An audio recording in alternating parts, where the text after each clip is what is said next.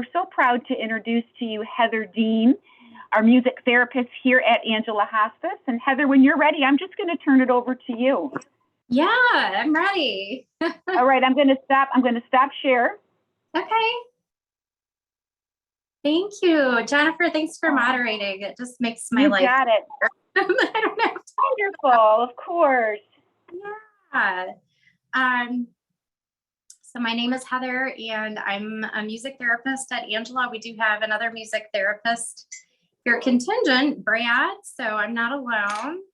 And hopefully this presentation will just enlighten you about what it is we actually do, and you might be surprised because I know a lot of people, like myself, before I even started the program, I had never heard of music therapy before, and had some misconceptions about what it was. So hopefully this will enlighten you, and it's kind of my favorite subject. So yeah. Jennifer, I'm not able to see the slides. Is there a way you can share the slides? So Heather, do you have your PowerPoint presentation pulled up on your computer? Oh, okay. I'm not sure how to multitask with that. I sent. Okay, no problem. If you wanna open it on your screen, then we can have you share your screen, or I can pull it up and I can advance the slides for you. Either way. Be better, actually. Thank you. And okay, while we're no problem. That's okay. And while we're waiting for that, I thought I would just start right off with the music. So in the meanwhile, I thought we would start with a little song that everyone or whoever wants to participate can. We're going to focus on gratitude in this first experience. So I'm going to jot down just the first 6 answers that come up in chat about something you're grateful for today, something you're grateful for. My husband's surgery went well. Yeah. What an early holiday blessing, right? Yep, total hit. Wow, that's huge. She's going to feel great, I'm sure, soon. Yep. Went well. Surgery went well. Awesome. All right, what else we got? Who else? Some of them are muted, you know. Oh yeah, I was going to look in the chat and see if I can go ahead and unmute here as we're pulling up the slides. Okay. Let me do that. We'll unmute.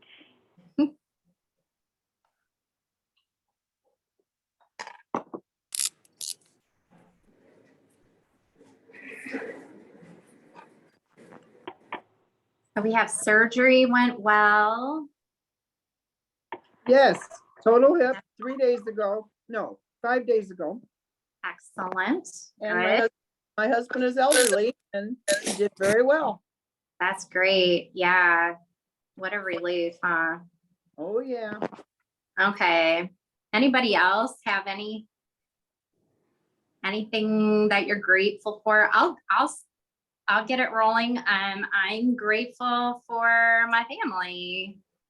This is hopefully gonna come and join us this wintry weekend from out of town. I'll say family visits. Anybody else? Let me see. I'm looking in the chat.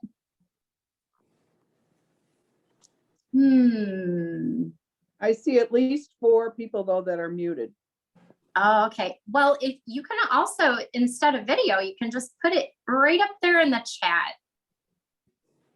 But anyway, so I'm just gonna guess people are grateful for, I'm gonna say some of the usual things like,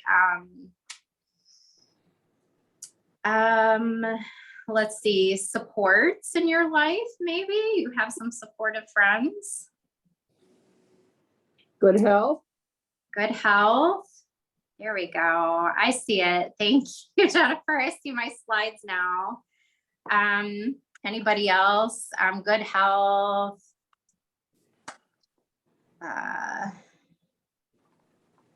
Great. All right. Good health. All right. Well, we've got 4. Those are all great things. I'm going to add food, good food. Oh, yeah. Good food. Whenever we're lucky to good- get good food in our lives and healthy food that And nourishes us. Christmas cookies. Yeah. All right. So I'm Heather, going to. this is Jennifer. So you're all set then? You can see your slides. Everybody's good? I think we're good to go. I think we're ready to go. I'll We are just ready to advance them go. as you guide me. All right. Super. Thank you. Great. So I'm going to go ahead with the song, and I'm going to kick us off with a little gratitude song. For the surgery that went well, we are very thankful. Family visits all around, we are very thankful.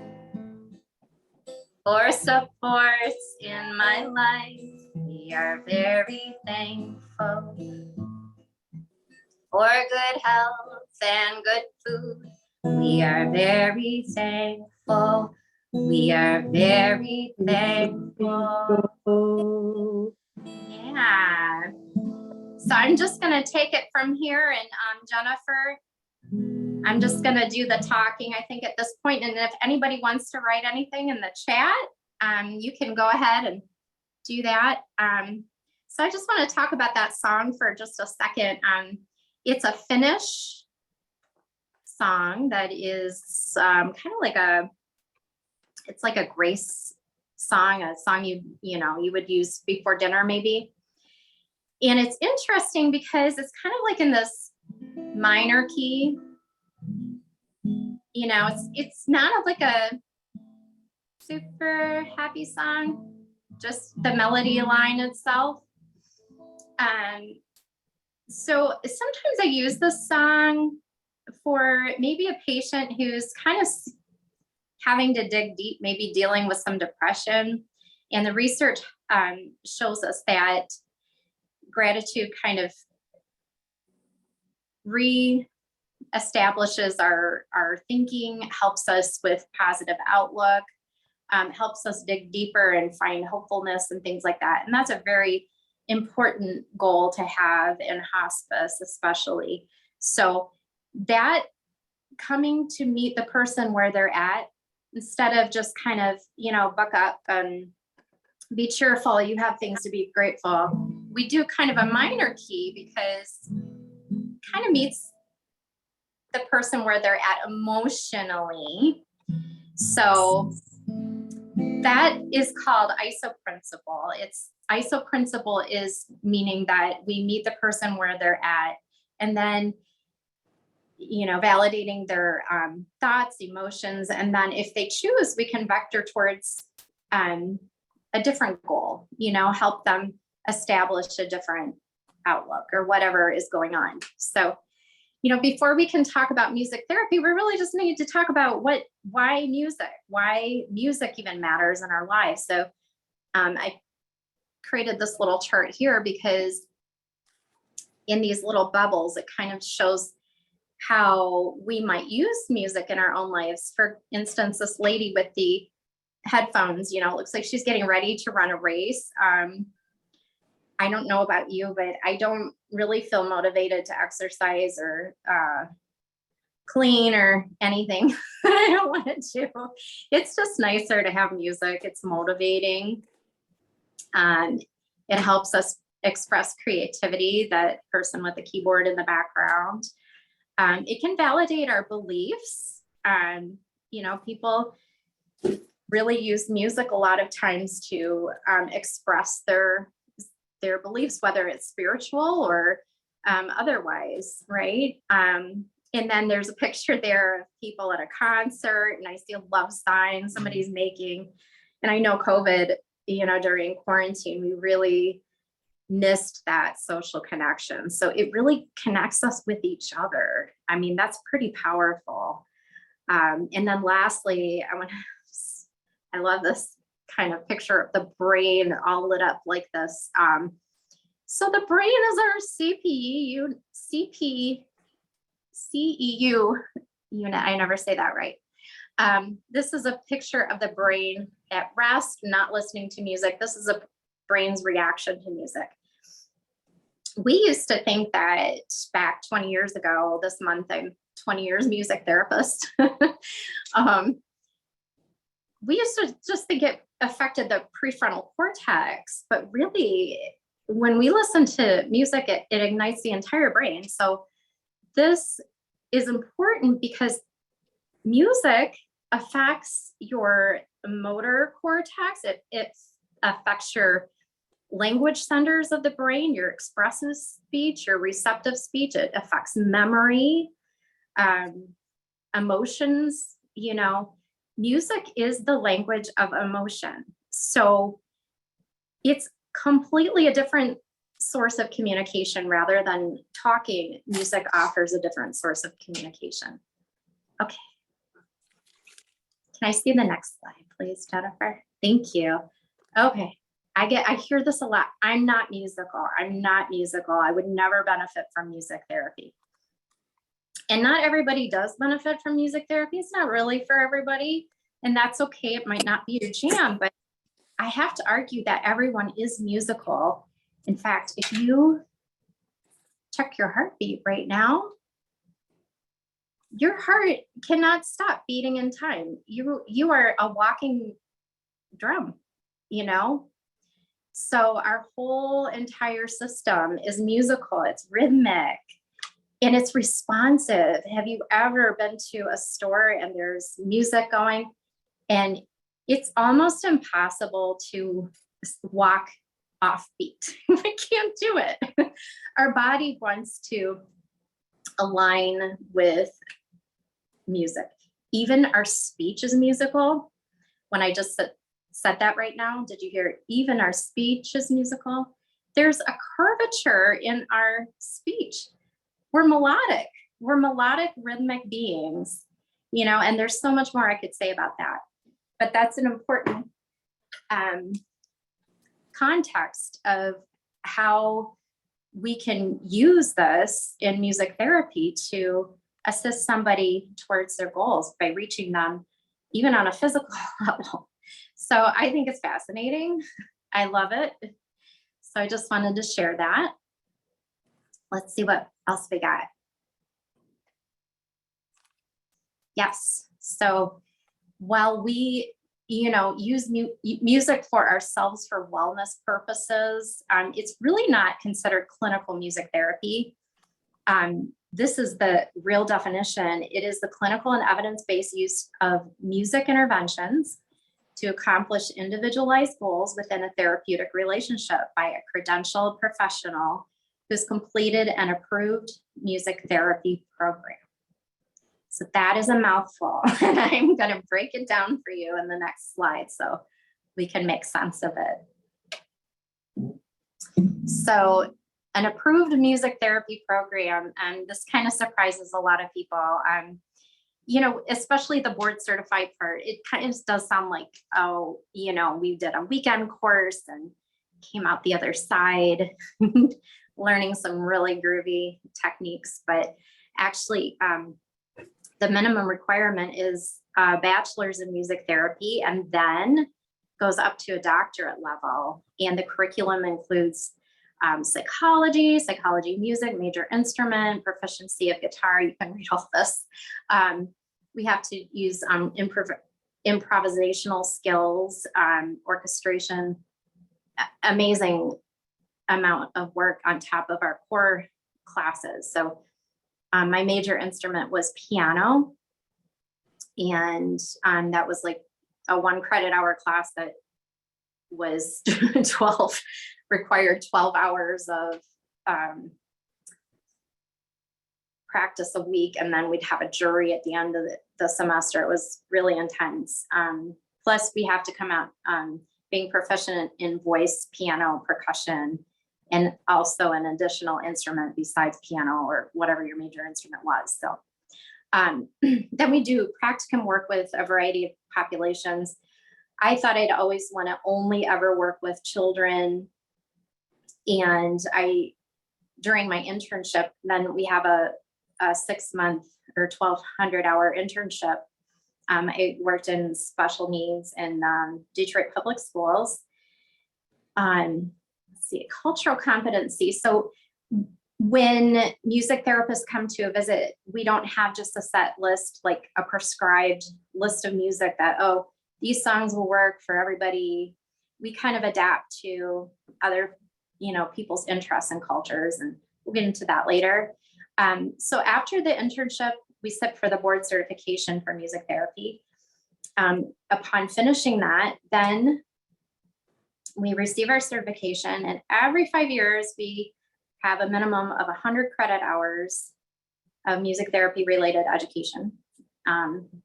So mine, I try to relate it to the field the population I'm in right now. So I have, like, for example, my HPMT, which is a hospice palliative music therapy certification.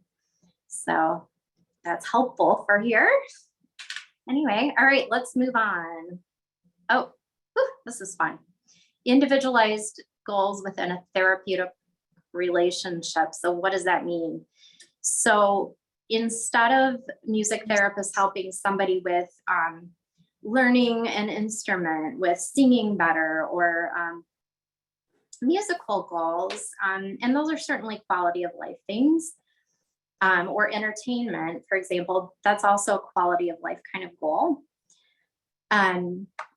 We actually look at non-musical goals to develop and improve in areas such as fine and gross motor skills, improve speech, academic skills, recall memory, emotional processing, everything. Think of, the brain again, it affects the entire person, right? And the music therapist works with the patient to assess the need and develop a treatment plan and then implement interventions. So I'm going to show you a really cool instrument just as an example. I really love this. My husband gave this to me as a Christmas present, and I'm just going to hold it up so you can see. This is called a tone drum. I'll just set it down so I can play with both hands. But there's several ways you can use this tone drum. One, I might be using these mallets to develop a pincer grasp with a patient, maybe a peds patient. Maybe I want to wrap some foam around it so I can start with a palmar grasp and work to a pincer grasp. So that would be a motor skill. Or we might be working on vocalization, and I might do something like,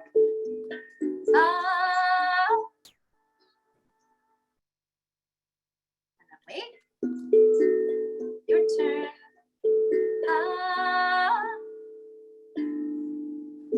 And then offer those musical prompts. So that is definitely a music therapy technique.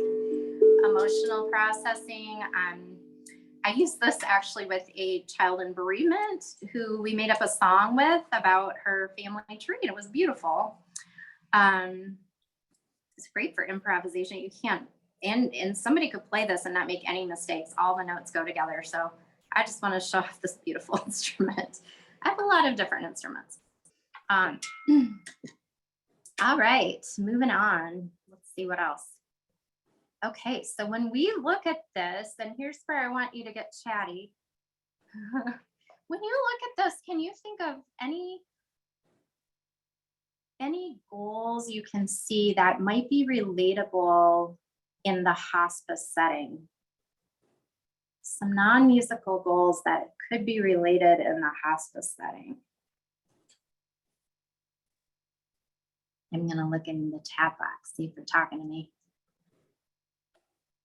So I'll kick it off. I would say a lot of these, grief, anticipatory grief sometimes, stress,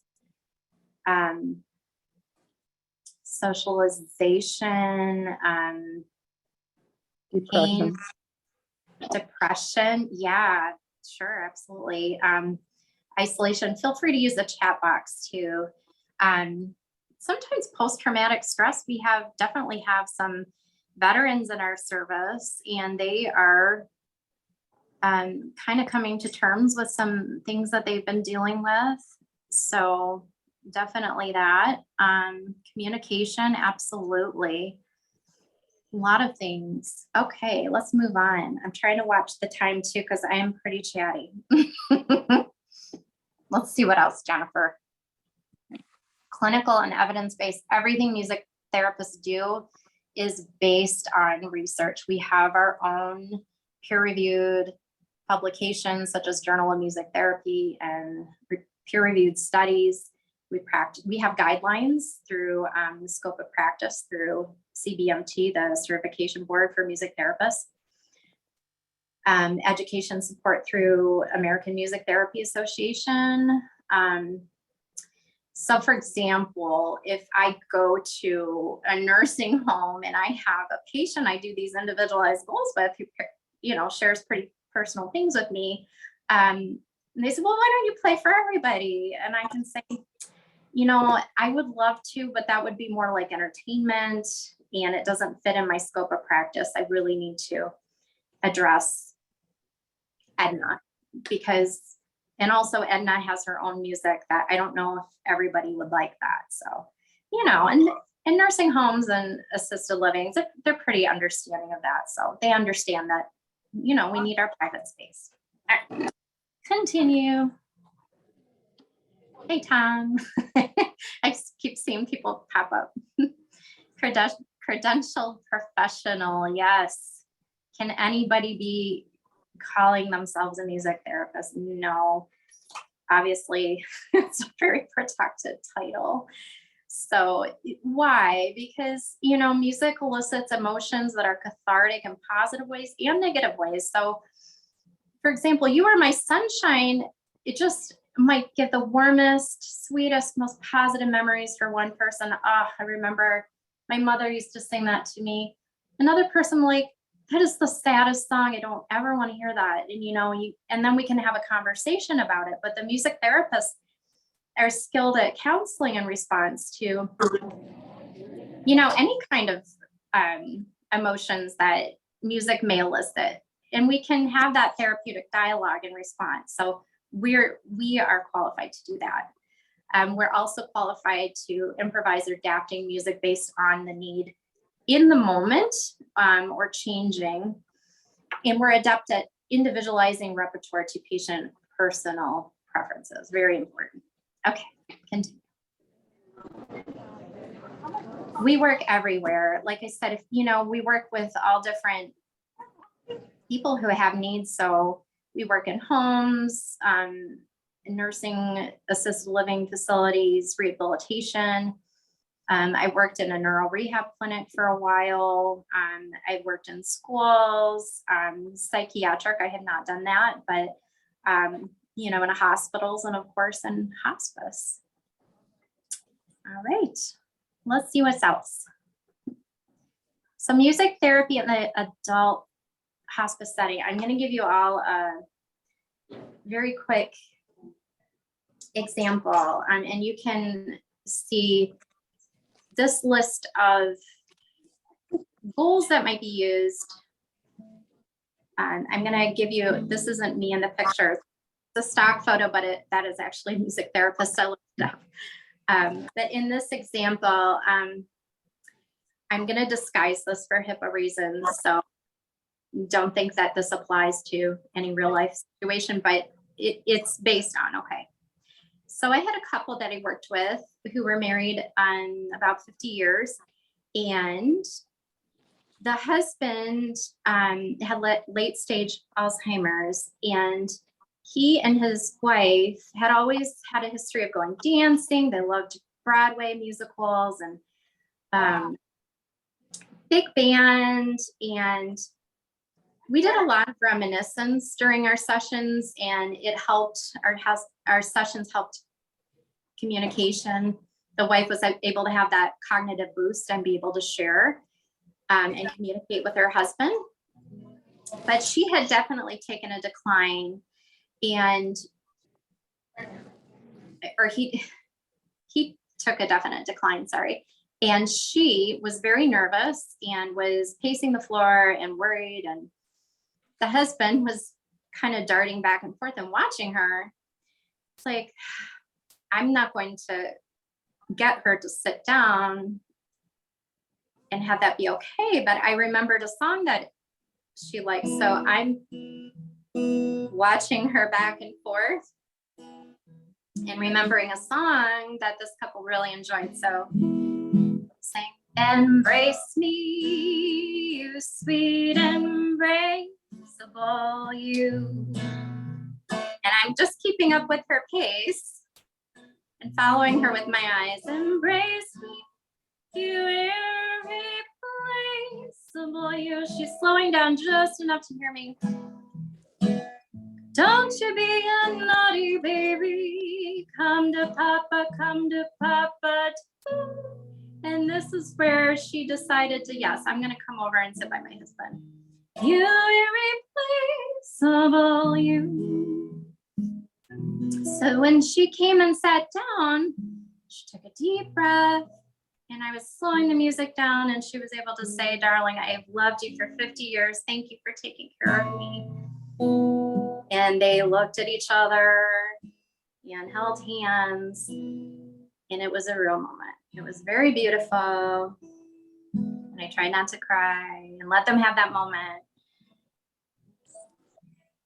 I just want to let you look through this list here and feel free to use that chat box. And I'll help you out too. But I can tell you, I'll just get it started. So, you know, I use entrainment, that method of entrainment where the body, you know, like I said, if you're in a store and you hear music, right, you are naturally walking to the beat. Entrainment is where the music therapist is able to synchronize with the person to either slow the rhythm, the movement, or speed up the movement. Or it could be slowing or speeding up respirations and heart rate. The body is very responsive to this. So this is a way the wife was able to come and slow down and have a moment. She just responded to the music. I didn't have to say a word, I just sang it. And so there was a decrease in anxiety. There was family cohesion. Cognitive stimulation, I would say so, because her husband really was able to make that eye contact, and that's also communication. Mood support, life review a little tiny bit, and definitely coping skills. You know, I think sometimes at the end of life, families are kind of, whew, it just in a whirl, and music therapy can help people to stop and just slow down and address what's going on. All right, go ahead with the next one. Let's see what we got.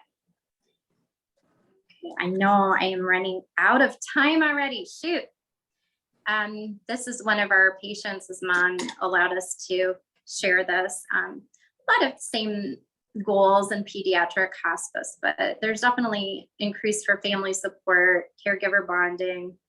This was Martin Hushka, and Dad called this opening the giggle box. Because of his cognitive issues, he wasn't really able to smile a lot, but we were having some music for vestibular motion and moving around, and he just got the sillies, and it was just a great moment. So she sent me that picture. Grief coping skills. We do legacy projects. I do a heartbeat recording sometimes where we record the heartbeat, and then I record music using the heartbeat as the rhythmic center of the piece. Okay, let's see. What else we have? Our beautiful kids in bereavement. I wish I could take them home with me, but I'm told we're not allowed to do that. We do a lot of things, encourage remembrance, lyric related conversation, encourage expressions of grief. We just had a holiday workshop, which was fantastic. And we used some music to help the kids insert their positive memories, Christmas memories in the song. And it was really very sweet. Okay, what else? I love music therapy. Who Music therapy is my favorite. I thought this was a good time of year to use ELF. I know we're out of time, but I would love to hear any questions. If you have any questions for me, I'd love to answer.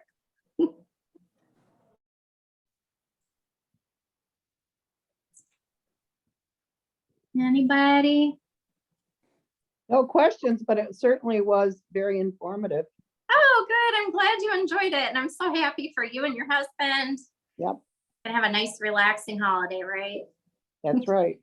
That's right. I wish that for everybody. I hope everybody stays warm. I heard we're gonna get a winter storm coming. So I hope everybody stays warm and toasty. Well, music will get us through it, Heather. Thank you very much, Heather. You're welcome.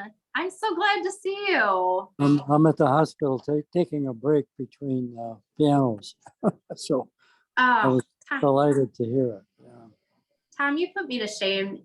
You were so busy and you were, you don't slow down at all, but I'm glad you slowed down for this. That was amazing. Is Tom the piano player? He sure I am. is. That's what I thought. Yeah, I yeah, just heard Norma play yesterday. yeah. Oh, Yep. well, I was over there yesterday for a little while and I had to do a little bit of running, but hopefully I can be back tomorrow depending on the weather.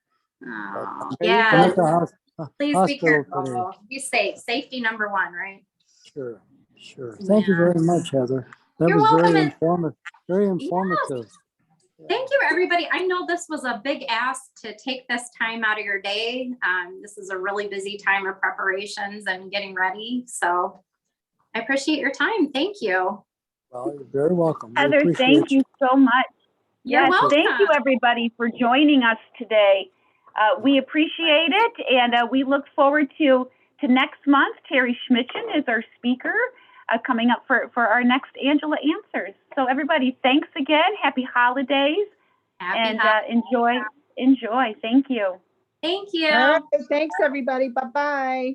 Bye.